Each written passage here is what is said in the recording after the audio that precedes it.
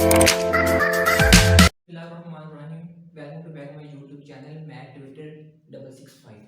Today we have to start another book basic number theory जो कि आपके पास third semester में आपकी यूज़ होगी। प्रीवियस हमारे पास जो लेक्चर हम अपलोड किए थे वो मेरे पास थे कैलकुलस आपके पास सेकंड सेमेस्टर के रिलेटेड। अब ये मेरे पास बुक स्टार्ट हुई है थर्ड सेमेस्टर की बेसिक नंबर थ्योरी की। इसके मतलब हम तमाम के तमाम लेक्चर आपको जो भी बुक पे हैं कोर्स आउटलाइन में आपके पास वो हम प्रोवाइड करेंगे। तो वन बाय वन हम लेक्चर अपलोड करते जाएंगे। तो ये वेल एडिंग प्रिंसिपल इस बुक का हमारे पास फर्स्ट हमारे पास इसका आर्टिकल है। अब बेसिक नंबर थ्योरी का कोर्स कोड हमारे पास है MTH407। इसके मतलब हम लेक्चर आपको प्रोवाइड करेंगे। तो जितने भी इसके लेक्चर हैं उसके हैंड रिटन नोट्स भी हैं। 5 चैप्टर तक आपको जो बुक है इसकी उसके नोट्स आपको मिल जाएंगे। तो नोट्स हैंड रिटन है तो डिस्क्रिप्शन में आपको नंबर दिया जाएगा, उस नंबर पे आप कॉन्टैक्ट करके इसके मतलब जो भी नोट्स हैं उसके बारे में आप देख सकते हैं किस तरह आप नोट्स मंगवा सकते हैं। तो आइए सबसे पहले हम इससे स्टार्ट करते हैं। इसका first article well ordering principle जिसे WOPB कहते हैं। अब इसकी स्टेटमेंट है every non empty subset S of non negative integers contain least smallest element. अब डेफिनेशन को देखें तो फर्स्ट मेरे पास जो इस चीज का पॉइंट है कि every non empty subset S आपके पास क्या है, सेट है, और नॉन एम्प्टी सबसेट क्या है, उस सेट का कोई भी एक सब पार्ट है। फॉर एग्जांपल आपके पास कोई भी सेट S है जिसके एलिमेंट आपके पास 1 2 3 4 5 सो ऑन 10 तक आपके पास एलिमेंट है। ये आपके पास सेट S है। आपने एक सेट लेना है, सबसेट उसका लेना है जो कि आपके पास क्या हो, नॉन नेगेटिव हो, नॉन एम्प्टी हो, यानी कि खाली सेट ना हो। और वो आपके पास जो एलिमेंट आपने पिक करने हैं उस सेट S में से वो आपके पास नॉन नेगेटिव हो, यानी कि जो भी आप एलिमेंट लेंगे वो आपके पास नॉन नेगेटिव हो, जिसका मतलब है वो तमाम के तमाम एलिमेंट आपके क्या हों, पॉजिटिव होंगे। तो यहाँ से एक सबसेट लें जिसका नाम S1 रख लें, तो वो एलिमेंट आप होंगे 1 2 3 4, कोई भी कर सकते हैं आप। अब S1 किसको बिलोंग करता है, आपका सेट S को बिलोंग करता है क्योंकि S1 आपका सबसेट है S का। ये तमाम के तमाम एलिमेंट सेट S में से बिलोंग करते हैं। तो तमाम के तमाम जो आपके पास एलिमेंट है वो नॉन नेगेटिव है, मींस आपके पास पॉजिटिव नंबर है। Integers contain a least element smallest element, यानी कि जो भी आप सबसेट पिक करेंगे सेट S में से उनमें से जितने भी एलिमेंट होंगे उनमें से एक ऐसा एलिमेंट होगा वो सबसे छोटा होगा। अब देखिए S1 मैंने पिक किया है S में से और मैंने 4 एलिमेंट पिक किए हैं। इन 4 में से एक ऐसा एलिमेंट होगा जो कि उसमें से एग्जिस्ट करेगा, वो आपके पास स्मॉल होगा। अब जो नंबर फर्स्ट है मेरे पास 1, ये इसमें से क्या है, आपके पास नंबर स्मॉलेस्ट है। ये थी इसकी बेसिक डेफिनेशन आपके पास, ये इस चीज की एग्जांपल है। अब इसके अगर हम एग्जांपल देखें तो आपके पास सेट S है। बेसिक चीज क्या है, ये नॉन एम्प्टी सेट है, सबसेट है। दूसरी चीज तमाम के तमाम एलिमेंट नॉन नेगेटिव है, मींस पॉजिटिव है। थर्ड जो इस चीज का पॉइंट है वो आपके पास स्मॉलेस्ट एलिमेंट एग्जिस्ट करना चाहिए। ये आपके पास 2 आपका क्या है, एक स्मॉलेस्ट एलिमेंट है जो कि एग्जिस्ट कर रहा है। अब 3 के तमाम पॉइंट जो आपके पास डेफिनेशन में थे वो इस चीज को आप वेरीफाई कर रहे हैं, इस वजह से ये इस चीज की करेक्ट एग्जांपल है। अगर यहाँ से सेट सबसेट S लिखा हुआ है, S का सबसेट, तो यहाँ पे आप S से मुराद कोई भी आप अल्फाबेट यूज कर सकते हैं। अब कोई और सेट आपके पास M है जिसके एलिमेंट ये हैं, ये नॉन एम्प्टी सेट है और आपके पास तमाम के तमाम एलिमेंट नॉन नेगेटिव और एक एलिमेंट ऐसा है जो कि स्मॉलेस्ट एग्जिस्ट करता है। 3 6 8 9 10 में से 3 आपके पास एक एलिमेंट है जो कि आपके पास स्मॉलेस्ट एलिमेंट है। अब ये आपके पास जो बेसिक डेफिनेशन है ये आपके पास एज अ शॉर्ट क्वेश्चन आपके पेपर में आ सकती है। नेक्स्ट इसी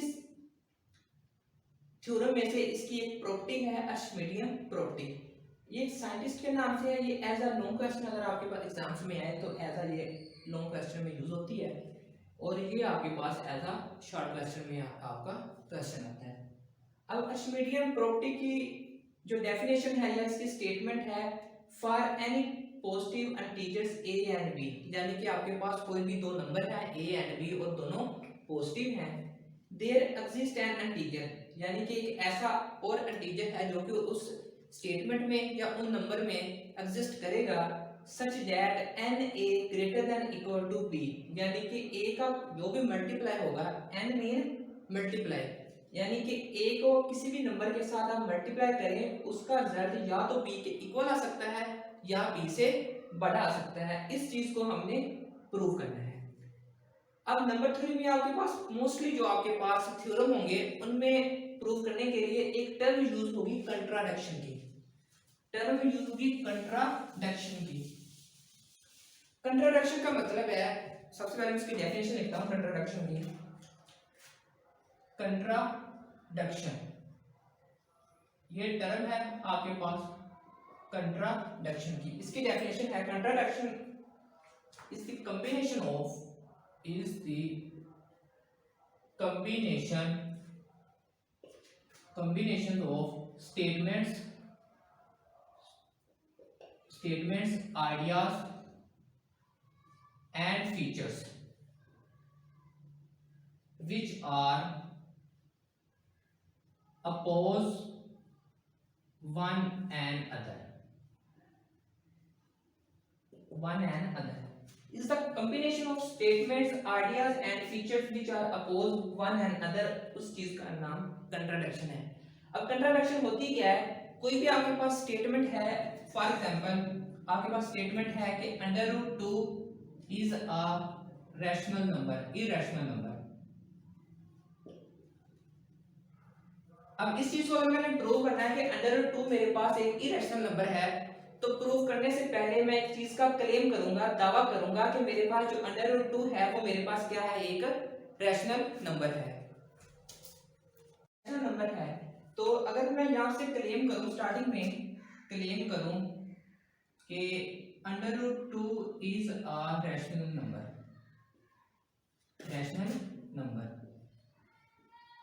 तो इस स्टेटमेंट को मैं प्रूव करने के लिए क्लेम करूंगा कि मेरे पास √2 मेरे पास क्या है, रैशनल नंबर। अब इस चीज को अगर मैं प्रूव करता हूं, नीचे मेरे पास रिजल्ट होगा कि √2 is not a rational number, तो वहां पे मेरी क्या होगी, कंट्राडिक्शन होगी, जिसका मतलब होगा कि √2 रैशनल नंबर नहीं है, इसका मतलब वो क्या है, इरैशनल नंबर है। यानी कि किसी चीज को साबित करने के लिए उसका आप इनवर्स लें, यानी कि उसकी मुखालिफ सिमत में आप चलते जाएं, आखिर में जो आपका रिजल्ट होगा वो उस चीज की अपनी ही स्टेटमेंट की मुखालफत करेगा। इसका मतलब क्या है, जो पहली चीज है, जो चीज एक्चुअल चीज स्टेटमेंट दी होती है वो आपके पास दुरुस्त होती है। ये इस चीज का कंट्राडिक्शन यानी कि इस चीज का मतलब है। अब ये टर्म यूज होगी कंट्राडिक्शन, तो इसी थ्योरम को मैं प्रूव करने के लिए अब टर्म यूज करूंगा कंट्राडिक्शन की। अब स्टेटमेंट में जो चीज आपके पास फाइनल रिजल्ट दिया हुआ है, ये चीज मैंने प्रूव करनी है कि n a greater than n equal to b। अब n a greater than equal to b का मतलब है, n a greater than equal to b का मतलब है कि a का कोई भी मल्टीप्लाई ले वो b से या तो बड़ा हो सकता है या उसके बराबर हो सकता है। फॉर एग्जांपल अगर 3 2s आर, यहां से 4 लिखा हो, इसका मतलब 3 2s आर 6, ये 4 से बड़ा है, यानी कि स्टेटमेंट आपकी क्या है, ट्रू है, यानी कि वैलिड है। अब 2 क्या नंबर आपके पास a है और 3 नंबर आपका क्या है, b है।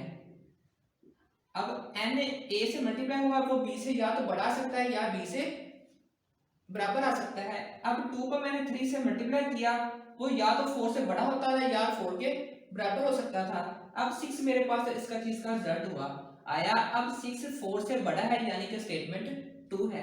अगर आपके पास कोई और एग्जांपल है, अगर 3 2 ग्रेटर देन इक्वल टू 6 लिखा हो, तो 3 2s आर 6, तो ये भी स्टेटमेंट आपके पास क्या है, ट्रू है, क्योंकि इस चीज के या तो ये इस चीज से बड़ा हो सकता था या तो इस चीज के बराबर हो सकता था। तो एक चीज प्रूव होगी 6 के बराबर आ गया, इसका मतलब ये चीज भी आपके पास ट्रू है। अब इस चीज को मैंने प्रूव करना है, तो बाय मींस अगर मैं कंट्राडिक्शन यूज करूं तो मुझे इसका इनवर्स क्या यूज करना पड़ेगा, इनवर्स होता है उल्ट। अब ये चीज आपके पास एक्चुअली दी हुई है, तो कंट्राडिक्शन होगा कि n a less than b, ये इस चीज का क्या है, कंट्राडिक्शन है। अब इस चीज को मैं प्रूव करूंगा, आखिर में मेरे पास रिजल्ट होगा कि n a b से छोटा नहीं है, तो इसका मतलब है कि n a b से हमेशा बड़ा रिजल्ट होता है। अब इस चीज की कंट्राडिक्शन की मदद से सबसे पहले मैं इस चीज का दावा करूंगा। अब इसका मतलब है कि a का कोई भी मल्टीप्लाई वो b से छोटा नहीं हो सकता। कंट्राडिक्शन में कि ए का कोई भी मल्टीप्लाई वो बी से बड़ा नहीं हो सकता, यानी कि वो हमेशा बी से छोटा होता है। अब यहां से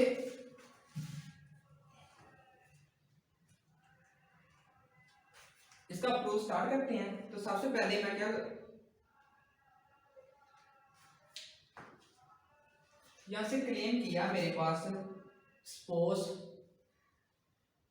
अब सपोज लिया है कि एन ए आपका बी से छोटा है। यहां से कंट्राडिक्शन की मदद से अब मैं प्रूव करने लगा हूं। तो यार आपके पास स्टेटमेंट जो थी वो एन ए बी से बड़ा था, अब कंट्राडिक्शन में एन ए बी से छोटा है, जिसका मतलब है ये आपके पास एक नंबर लाइन है, ये नंबर आपका ए है, ये नंबर आपका बी है। अब बी एन ए से क्या है, बड़ा है। अगर और एन ए के साथ क्या हो रहा है, मल्टीप्लाई हो रहा है। अगर बाय मींस मैं डायग्राम से बताऊं तो ये आपका नंबर है, ये आपका नंबर एन ए है। अब एन ए बी से क्या है, छोटा है। ये चीज समझ आ गई कि ए के साथ एन मल्टीप्लाई हो रहा है, तो यहां तक मल्टीप्लाई हुआ, यहाँ बी नंबर था। अब बी से आगे तो जा नहीं सकता, ना ही इसके बराबर आ सकता है, क्योंकि ये स्टेटमेंट है एन ए बी से छोटा है। यहाँ पे आके ये स्टॉप हो गया। अब एन ए बी से क्या है, मेरे पास छोटा है। अब एन ए से कोई भी एक नंबर बड़ा है, वो यहाँ पे एग्जिस्ट करता है, यहाँ पे, जिसका नाम मैं रखता हूँ एक्स, जिसका नाम मैं रखता हूँ एक्स। यानी कि कोई भी नंबर 4 और 6 के दरमियान मैनी नंबर है, वो 4 तो मेरे पास अगर मल्टीप्लाई हो गया एन ए का, और ये मेरे पास नंबर बी है। अब एन ए बी से तो छोटा हो गया, अब कोई नंबर एक और है जो एन ए और बी के दरमियान एग्जिस्ट करता है, जिसका नाम मैंने रखा एक्स। तो ये नंबर आपके पास एक्स है जो बी और एन ए के दरमियान आपके पास एग्जिस्ट करता है। अब देखिए स्टेटमेंट में था आपने एक सेट लेना था जो आपके पास नॉन नेगेटिव भी हो, क्योंकि ये एक्समीडियम प्रॉपर्टी इस चीज की प्रॉपर्टी है वेल ऑर्डरिंग प्रिंसिपल की। यहां से आप एक सेट कंसीडर करें, कंसीडर अ सेट एस जिसका नाम है, और उसमें एन ए जो है वो सच दैट एन जो नंबर है वो बिलोंग करता है नेचुरल नंबर से, क्योंकि तमाम के तमाम एलिमेंट पॉजिटिव हैं और नॉन नेगेटिव है। ये आपके पास एक सेट आपने कंसीडर किया है। यहां से आप देखिए जो ये जो बॉन्ड एन ए है ये बी के, अगर ये आपके पास 2 बॉक्सेस हैं, ये आपके पास बी बॉक्स है और ये आपके पास एक एन ए बॉक्स है, एन ए बॉक्स है जो कि बी से छोटा है। अब बी क्या है, एन ए पे एक बॉन्ड बना रहा है, यानी कि उसकी कमांड है एन ए पे। तो ये भी क्योंकि एन ए से बी आपके पास ये नंबर था, एन ए आपके पास ये नंबर है, इसका मतलब एन ए बी के अंदर एग्जिस्ट करता है, ना ही वो इसके इक्वल हुआ ना ही इससे बाहर निकला है। इसका मतलब बी अपनी बॉन्ड बना रहा है किस पे, एन ए पे। तो यहाँ पे आपका एक चीज हो रही है कि जो बी है वो एन ए पे एक बॉन्ड बना रहा है, वो है अपर बॉन्ड। यहाँ पे आप लिखेंगे clearly B is the upper bound of N A, यानी कि बी एन ए पे आपका क्या बना रहा है, एक अपर बॉन्ड बना रहा है। अब ये मल्टीप्लाई आपकी है एन ए के, ये नंबर आपके पास एक्स है। अब x एक नंबर छोटा है, वो क्या होगा नंबर, अगर x एक नंबर छोटा होगा, वो यहाँ पे कोई नंबर ले ले, वो अगर x से छोटा है तो वो x माइनस ए होगा, क्योंकि यहाँ तक नंबर x आ गया है। अब x से मैंने एक नंबर छोटा लेना है, वो x माइनस ए होगा, क्योंकि यहाँ तक नंबर आपके पास x होगा, यानी कि a टाइम्स x है। अब x से छोटा नंबर मेरे पास x माइनस ए है। अब यहाँ तक मल्टीप्लाई मेरे पास एन ए थे, और यहाँ तक मेरे पास जो मल्टीप्लाई है, यहाँ से एक और मल्टीप्लाई है यहाँ तक, ये मेरे पास जो नंबर है वो मेरे पास एम ए है। क्योंकि मैंने एक और टर्म यूज किया तो वहां पे नंबर मैंने ज्यादा यूज किए, इस वजह से मेरे पास उस चीज के नेम डिफरेंट हो गए। पहले नंबर मेरे पास था कि एन ए बी से छोटा है, तो बी अपर बाउंड बना रहा था मेरे पास एन ए से, तो नंबर एक्स था। अब x से छोटा मैंने एक नंबर लिया x माइनस ए, उसका अब उससे एक मल्टीप्लाई मैंने लिया जो कि x माइनस ए से बड़ा है, यहाँ तक आया मेरे पास, जबकि वो n a से छोटा है, वो ने मेरे पास मल्टीप्लाई है m a, यानी कि वो a कोई भी किसी और नंबर के साथ मल्टीप्लाई हो रहा है, जिसका नाम मेरे पास है एम ए। अब यहाँ पे मेरे पास क्या है कि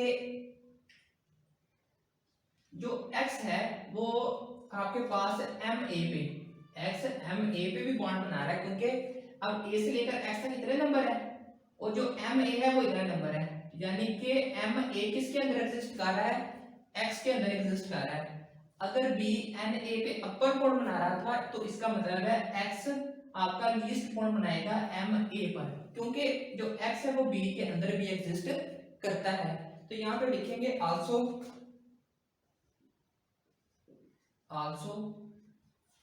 x is the least bond of MA।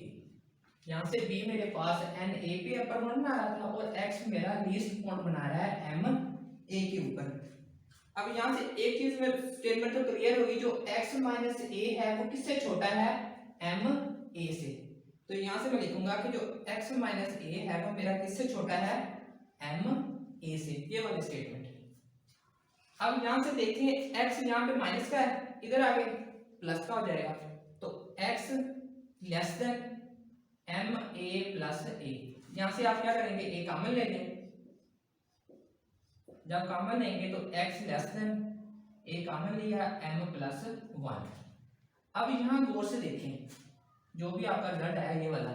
अब इस स्टेटमेंट का मतलब है कि जो x है वो a के मल्टीप्लाई से छोटा है, a और a का मल्टीप्लाई आपका नंबर बड़ा है किससे, x से। अब हमारा क्लेम क्या था कि जो भी कोई भी नंबर a के साथ मल्टीप्लाई होगा वो हमेशा b से छोटा होगा। तो यहाँ पे मेरे पास क्या स्टेटमेंट आ रही है कि जो a है और उसका मल्टीप्लाई, यहाँ पे मल्टीप्लाई आपका n था, यहाँ पे आपके पास मल्टीप्लाई m प्लस 1 है, कोई भी उसका खैर है। तो यहाँ पे a का मल्टीप्लाई किसी दूसरे नंबर से हमेशा बड़ा आ रहा है, लेकिन हमारा क्लेम क्या था कि a का मल्टीप्लाई हमेशा दूसरे नंबर से छोटा आता है। तो अगर आप इसे लिखें इनवर्स में तो आपका नंबर होगा कि a m प्लस 1 उसका मल्टीप्लाई बड़ा है x से, लेकिन हमारा तो दावा था कि a और उसका मल्टीप्लाई हमेशा दूसरे नंबर से इंटीजर से छोटा होता है। यहाँ पे हमारा क्या हुआ, उल्ट साबित हुआ, यानी कि यहाँ पे हमारे पास क्या पैदा होगी, कंट्राडिक्शन। इसका मतलब जो हमने स्टेटमेंट यूज की थी, ये वाली सपोज की थी, ये हमारे पास क्या है, रॉन्ग है। अब ये वाली जो स्टेटमेंट है ये करेक्ट है, यानी कि a और उसका मल्टीप्लाई हमेशा बड़ा होता है किसी दूसरे इंटीजर से, यानी कि जो एक्चुअली स्टेटमेंट थी na वो हमेशा ग्रेटर देन इक्वल टू होगी किसी दूसरे इंटीजर से। यहाँ इस चीज का रिजल्ट हुआ मेरे पास,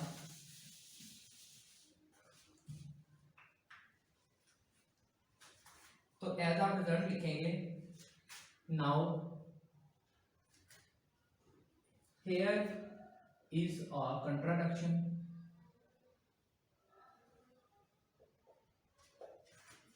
because none of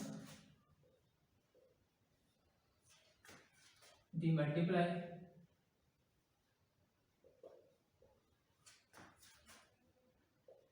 of a can be greater than x, यानी कि a का जो कोई भी मल्टीप्लाई है वो कंट्राडिक्शन है कि a का कोई भी मल्टीप्लाई है वो x से बड़ा नहीं हो सकता। तो सो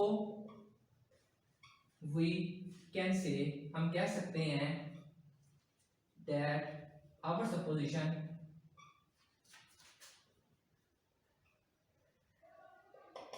सपोजिशन इज रॉन्ग